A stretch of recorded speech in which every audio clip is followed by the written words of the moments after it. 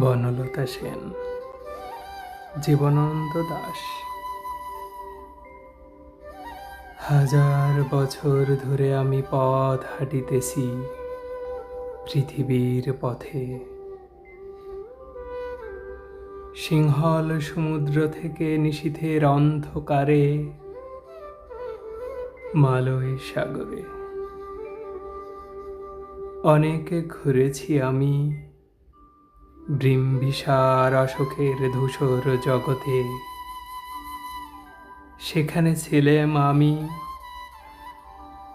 আরো দূর অন্ধকারে বিদর্ঘ নগরে। আমি ক্লান্ত প্রাণেক,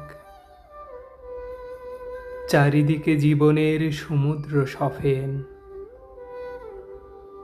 আমারে তো দণ্ড শান্তি দিয়েছিল নাটোরের বনলতা সেন। চুল তার কবেকার অন্ধকার বিদিশার নিশা, মুখ তার শ্রাবস্তির কারুকার্য। অতি দূরে সমুদ্রের পর হাল ছেড়ে যে নাবিক হারায়েছে দিশা।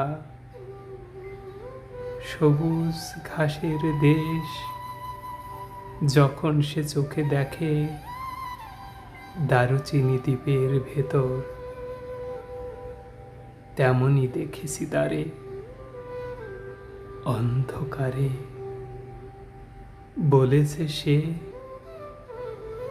এতদিন কোথায় ছিলেন?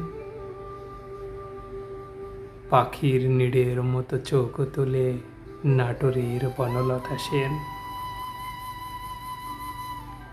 সমস্ত দিনের শেষে শিশিরের শব্দের মতন সন্ধ্যা আসে, ডানার রৌদ্রে গন্ধ মেখে ফেরে চিল।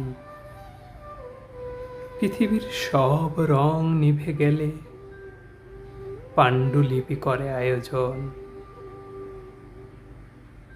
তখন গল্পের তরে জোনাকির রঙে ঝিলমিল সব পাখি ঘরে আসে, সব নদী ফুরায় জীবনের সব লেনদেন।